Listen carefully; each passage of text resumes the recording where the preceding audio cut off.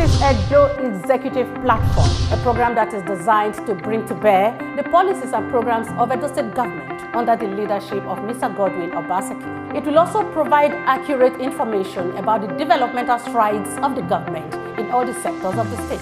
As the program unfolds, it will afford Edo people and of course residents in the state the opportunity to air their views and also contribute to the development conversation. I will commit myself to them, and I'll use every ounce of strength that God has given me to work for my people of Edo State. My name is Habiba Oyegie-Ero.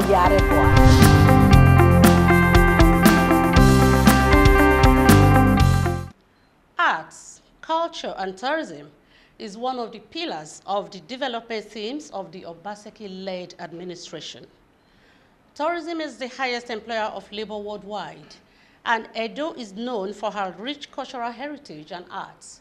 So today on Edo Executive Platform, we shall be discussing with the Commissioner for Arts, Culture, Tourism and Diaspora Affairs, Osaze Osemwegie-Ero. You're welcome, sir. Thank you very much for having me. My name is Habiba Oyegie-Ero, your host for the program. You are welcome. As the commissioner in charge of this sector, what is your interpretation of the governor's vision? You know, like you rightly said, tourism is the highest employer of labor, and the governor's vision is to employ. When we started campaigning, we have about 200,000 jobs, and we're working seriously on that, looking at how we can really actualize that, and we've been doing a lot of job from the ministry. In terms of tourism, hospitality, even arts and culture and festival. So because there's a lot of, expectations, from our people and a lot of work to be done. When we assumed office, we did a lot of research, did a lot of stakeholders meeting, with our people in the industries, and we visited a lot of major stakeholders, in the industry. Somebody like Chief Osemwegie-Ero Cultural Center. We visited Chief Esogma. We visited Sir Victor Wife's Gallery, and plus other places, and reputable people that in the industry. So we've done all those things for the past few months, and we've used that to actually drive, hospitality business in Edo State, and as well as looking at job creation.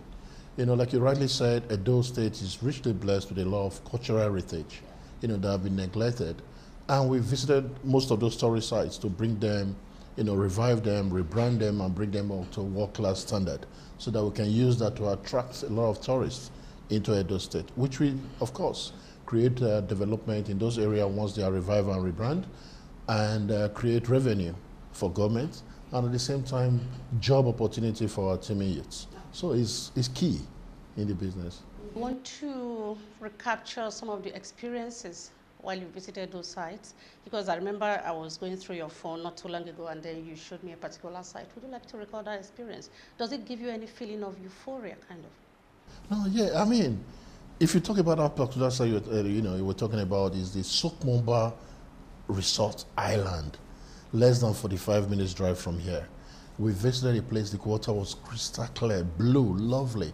It shows you places like in Mallorca, Spain, places like Brazil. And we have it in Benin?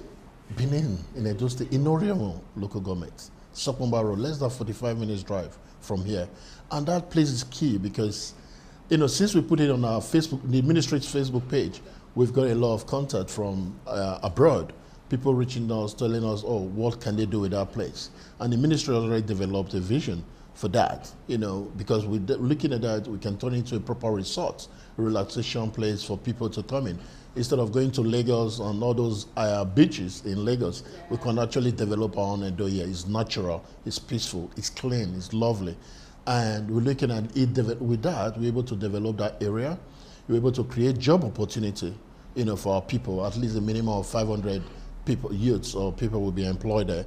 And at this, yes, I can show you that. And at the same time, create revenue, for the state. So that's the vision of that area. And that place has been underutilized in the past. There's record there that there's colonial buildings in that area, which is still standing.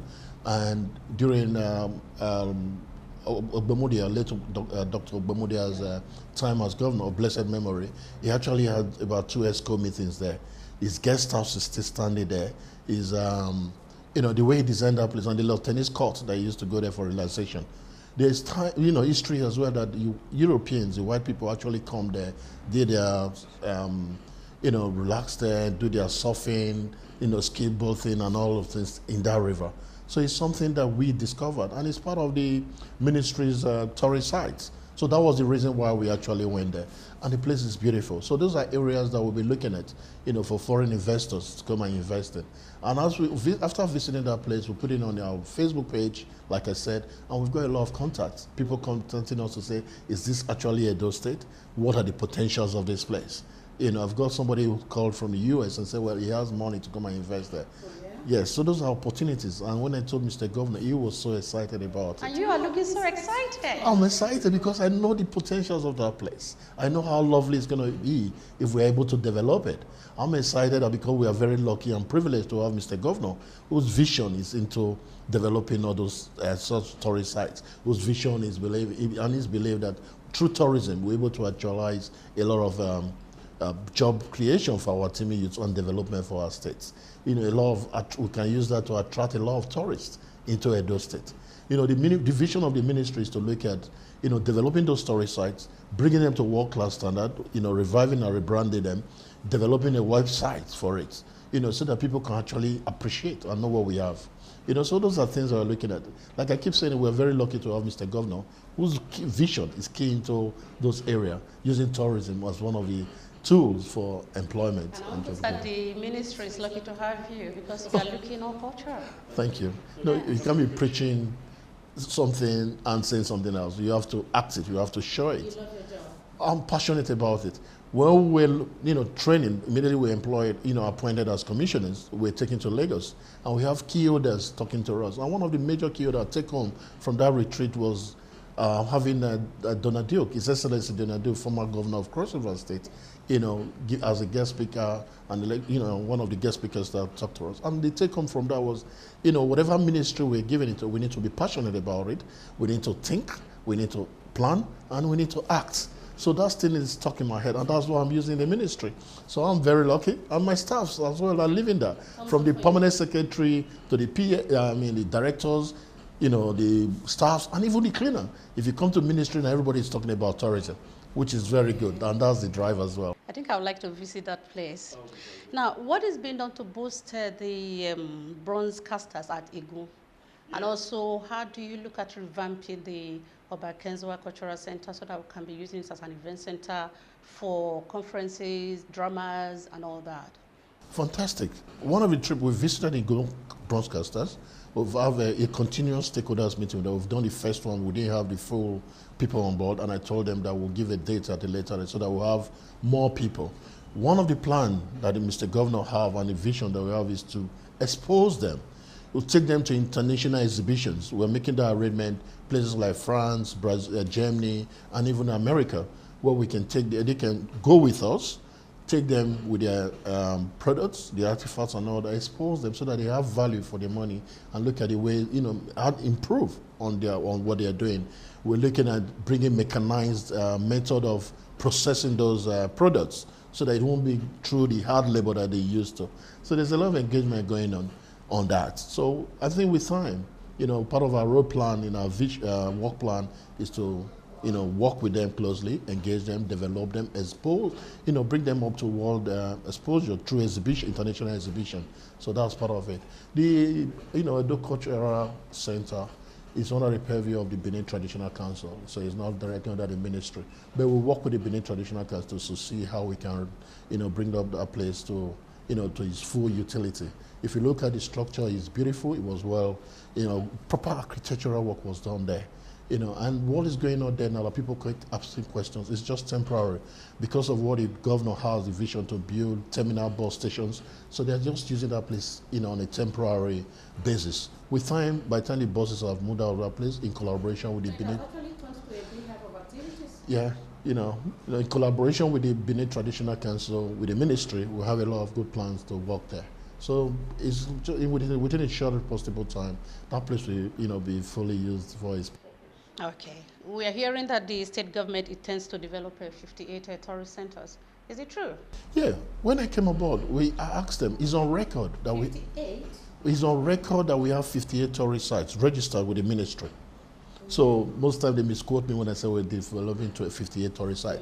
There are 58 tourist sites recorded with the ministry. Those are on record. And it's our plan. We started visiting some of them. Like the Sokomba Resort is one of them. We visited there. We see the potentials on that place in terms of development, IGRO, and job creation. Then the other place is Captain Philip's Tomb in Ugbina, less than 35 minutes drive from here on Akenwa Road. We went there. It was all bushy.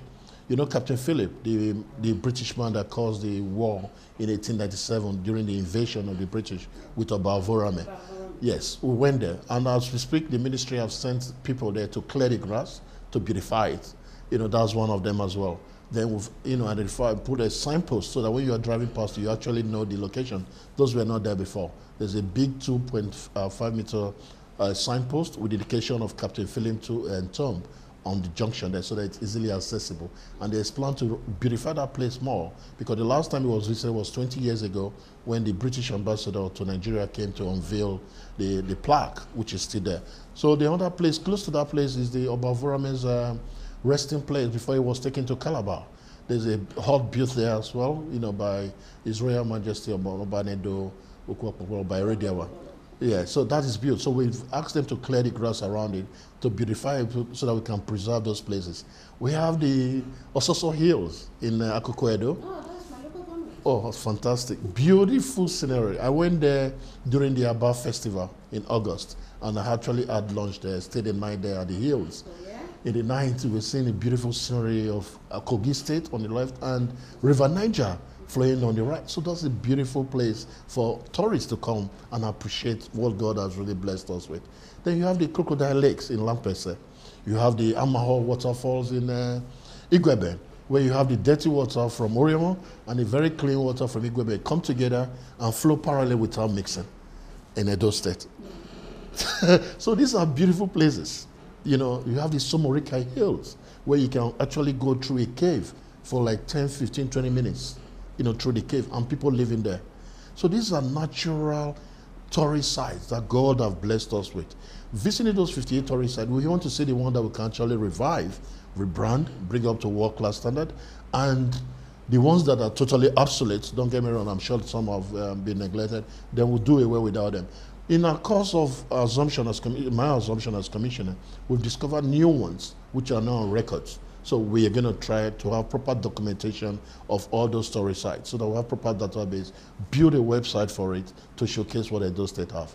And apart from that, we intend to build, print brochures of all these pictorial sites with a brief history, which will be circulated in all international Nigerian embassies all over the world, international hotels, international airports, even in flights, local and international flights. So that when, for example, a British man goes to London and intends to do business in Abuja, Port Harcourt, or Lagos, not even Edo, probably I'm not ever by Edo State, while he's processing his visa, if he doesn't use the internet, there's no way he will not see a brochure of all the tourist sites that we've developed.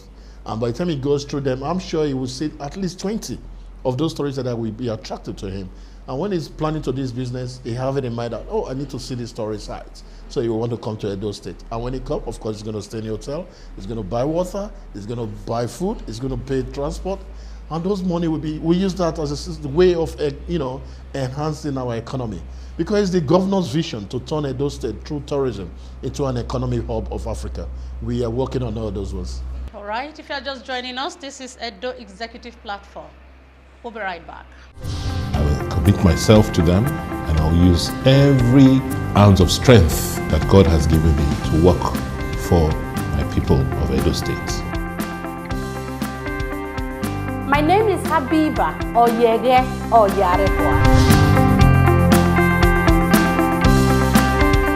You're welcome back to Edo Executive Platform. We're still chatting with Osaze Osemwegie-Ero, the Commissioner for Arts, Culture, Tourism, and Diaspora Affairs. Now, you've been talking about job creation, generating revenue for the government, tourist sites, and all that.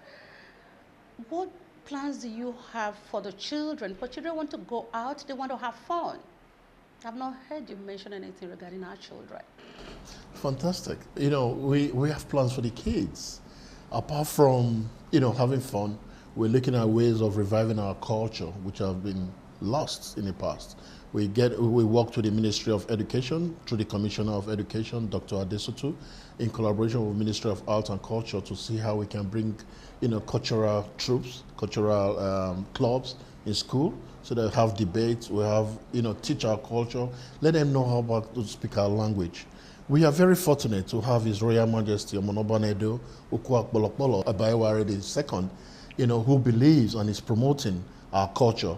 He has told me several times that we need to find ways to encourage our children, you know, to speak our language, you know, and believe in our culture. So that is there. And the governor's vision as well is to make sure our students understand, the children understands our culture, go back to speak our language and know where we are coming from. Because without your culture, you don't have an identity. So we're looking at that. And like I said, I'm very happy that I'm serving, you know, at this time that we have a great Oba and a governor who has the vision to turn things around, to work on our culture and our tourism. So it's easier for me when you have the support like that. So now that is the drive. We're working on that. Apart from entertaining the children, you know, just like what we did in last month, a few months ago in Aba, in Igara, where we have the Aba Festival. We had to get the kids involved. The previous night was, you know, having fun fair for all the children. We have MTN, we have different stand, different platform, different song to carry the children along. And they were part of it. While the next day was the age group migration and the celebration and the eating of the pounded yam, which was very fantastic. Yeah, it was lovely. So the children are, are being catered for. We have planned to do Edo Festival, you know, under the approval of Mr. Governor in December. And in that, I've already sent the letter to the Commissioner for Education. There's a competition, you know, for our children to write, you know, folktale stories about culture. That is getting them involved. And at the same time, across the state, have intercultural competition. So at the end of the day, during the festival, the school and the kid that come out first will be given an award and present. So with that, the ministry is working on it. And we're working closely with the Ministry of Education, like I said, to make sure we have our culture and history back in the school curriculum. So with that, we're able to, you know, get the children involved in what we are doing. So I'm sure we're looking at that. What is the difference between a resort and a beach? I don't know, because Benin people, they keep complaining that we have a lot of rivers here and there, but we still do not have a beach. But you just mentioned the resort. Yeah. Okay, now what is the difference between the beach and the resort? The island, the Sukumba Resort Island, is a place that you can create, you know, an environment for people to sit down on. And if by the time the plan that we have for that place go through, there's going to be a place that you have white sand by the river, and then you not turn it into a beach. Do you understand? And that is the plan. That is a resort. Boba River or Via River or something? Yeah, those are rivers. You know, you really need a lot of work. But they are expecting that yes, you need a lot of work there to do such things there. But the Sukumba River, which the water is very clean, because you can't do beaches around dirty water, you know, and those ones have constant flowing of, dirty water and all that. But the Sukumba Resort, why it's called a resort, is an island. You know, there's an island there, and you have people living in that island, about 90 to 100 people actually still living in that island. And they come out with their canoe, go back there, inhabitants and all that. So that is a proper place for a resort. If we dredge around it, put white sands around it, turn that place, you can build a 5-star hotel in the island, you know, and that would, you know, turn that place around. So those are the difference between a resort and a beach. You know, so if we have that, and which is going to happen, I'm glad that Mr. Governor is very happy about it. So I'm passionate about it as well, and I know by the time it comes to fruition, that it will create a lot of job, a lot of development for the area, and at the same time fund an IGR.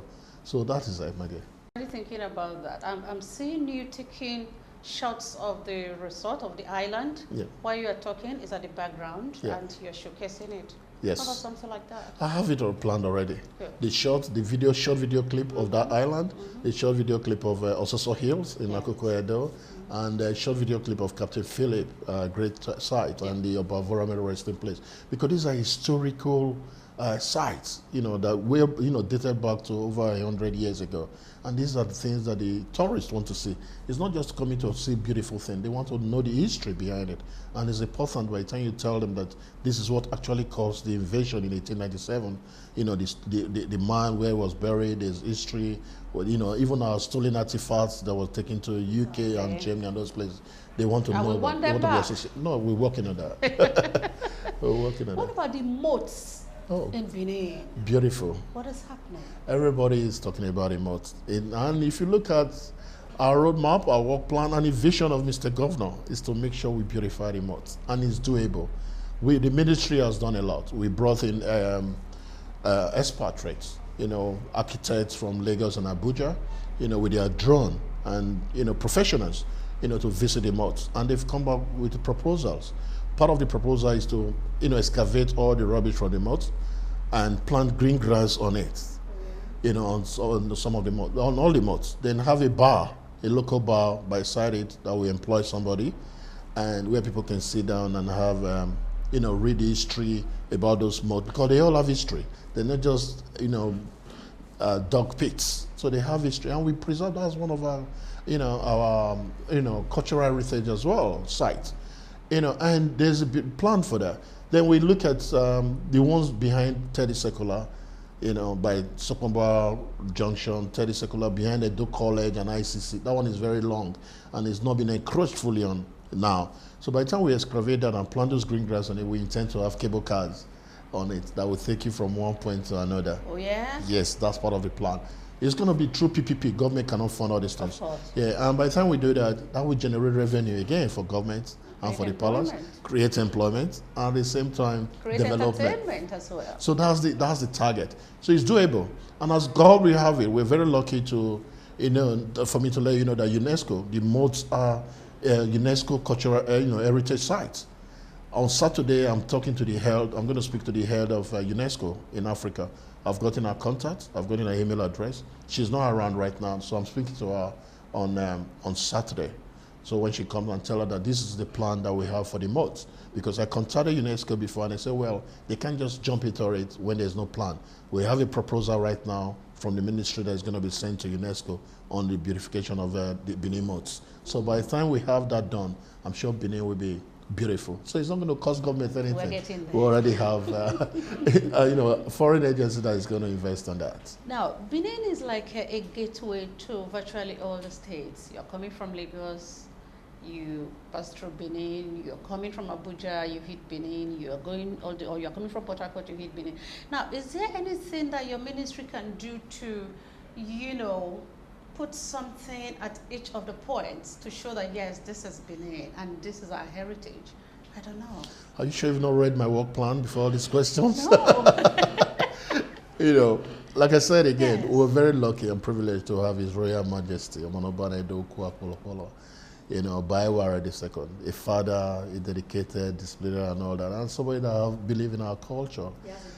Very good passion, yeah. And I met him a few days ago, you know, a few days after my resumption as the commissioner, and he asked the same question. So immediately I went back to the office, I called the PS, the directors, and said, well, this is a tax from His Royal Majesty we need to work on. Benin actually have 9 entry gates into Benin, yes. And he said we need to identify the 9 gates and put a structure, you know, and a structure, really identify the entry gates into Benin, and something to, you know, for you to know that you're entering Benin. So we had the Ofosu, like you said, coming from the west, yes, which he has told us to put, a beautiful big edifice there. Then we have the Ologbo when you're coming from Delta. We're going to have plans to do that. Then you have Okbila coming from Edono, Auchi, and you have the Agbo, Abudu by Agbo. So those are the 4 major ones, plus a few entry ones through Ifon, in Akure, yeah, through Sokomba, Abraka, then through, coming from Uromi and all that. There are other local entry into Edo State. So there are plans by the ministry. We've identified them. I've sent a proposal to His Royal Majesty because he is the chief custodian of culture to approve. So I will be seeing him this afternoon and we will discuss that. So that by the time we do that, they will now reach out to private individuals who can actually fund those statues in those places. Because I know governments will do their best, and we're out there to support them. So it's, of course, it's taking I'm sure place. They definitely will do their Thank best. you very much. All right, I think that is all we can take on today's edition of Edo Executive Platform. We'd like to say a big thank you to the Commissioner for Arts, Culture, Tourism and Diaspora Affairs, Osaze Osemwegie-Ero. Thank you so very much for coming. Thank you. Edo is just not known as the heartbeat of the nation. Like he said, we have about 9 entry points into our state, and it is our job to showcase our culture. He's a man that is passionate about what he's doing, and I think the way he's even dressed is telling us so much. It's been a pleasure chatting with you. Thank you very much. My name remains Habiba Oyegie Oyarekwa. Thank you so very much for watching. Good evening.